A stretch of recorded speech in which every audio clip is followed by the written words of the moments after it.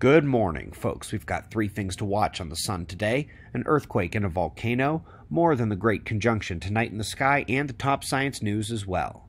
Let's start with our star at spaceweathernews.com and find the last 24 hours was mostly quiet. We have no solar flares, no geomagnetic storms, and no erupting filaments, but we do see a filament growing, and it's being fed by a nearby active region. On the south, the bright leading group is loosing solar plasma into the thin coronal rope. Eyes on that one for sure.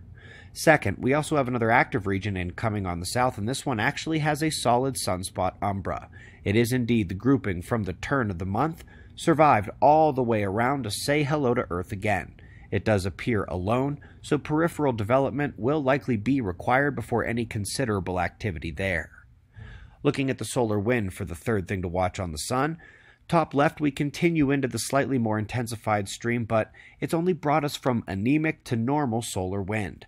Bottom right, the KP index is all in the green, but we still will have to watch for that second solar wind intensification from the core portion of the coronal hole. The deepest south aspect just faced Earth yesterday, and so its solar wind peak intensification is likely at least 12 to 24 hours away, if not a bit more. And most of you know, Jupiter and Saturn almost eclipse one another from Earth's perspective tonight. It will not be visible for long after sundown, but if you don't get a chance to see it, just know that it's going to be you and every other planet watcher frustrated by the sun over the next 2 months. Not only do Jupiter and Saturn take a while to break their conjunction, but Mercury just conjoined the sun. Venus is on approach to conjunction, and were it not for that pesky atmosphere, it would appear that the gods are meeting in Olympus. Top quake of the last day struck Japan. Luckily, this was well offshore and was minimally felt on the coastline. But the bigger story beneath our feet came up to say hello. Hawaii, Kilauea, an eruptive phase that has not breached the walls of the volcano yet, but also just kicked off overnight. More updates coming today, I'm sure. So let's do some science. Well, sort of. Title says reduced cyclone density due to anthropogenic warming. Indeed, to be more specific, the projected Earth changes work to reduce tropical cyclone genesis action. And then they turn right around and say human-caused global warming is going to intensify cyclones' wind speed and rainfall. Confused? No. Pretty sure it's not you with the problem. Folks, we've spent all year describing the details of CO2 bias, cloud and aerosol uncertainty, and the errors propagated in large model projections. This is slightly more blunt and macro scale.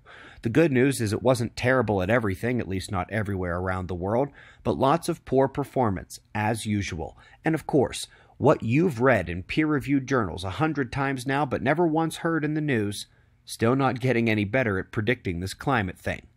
Sliding to the solar storm vulnerability next, and the first paper I've seen on the large-scale risk to China.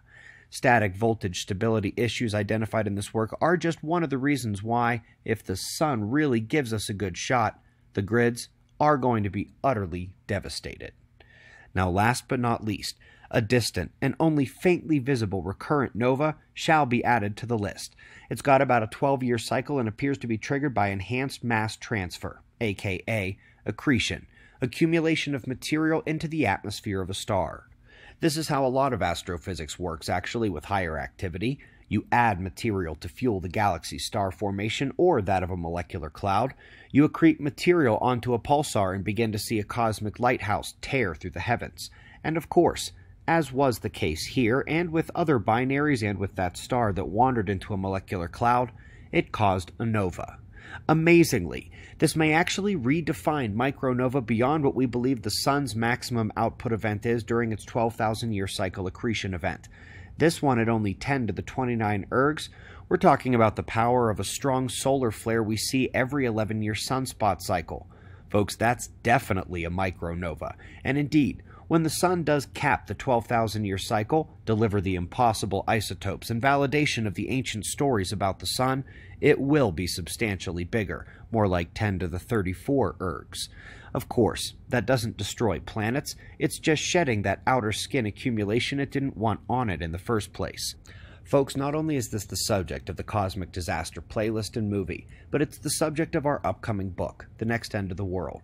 Indeed, while our store is closed down for the holidays, that does not apply to pre-orders or the PDF version of our textbook. neither of which require us to pack and ship something right now. We greatly appreciate your support. Watch the series and the movie, pre-order the book, and we'll do this all again tomorrow, right here, but right now it's 4:20 a.m. in the new Valley of the Sun. Eyes open, no fear. Be safe, everyone.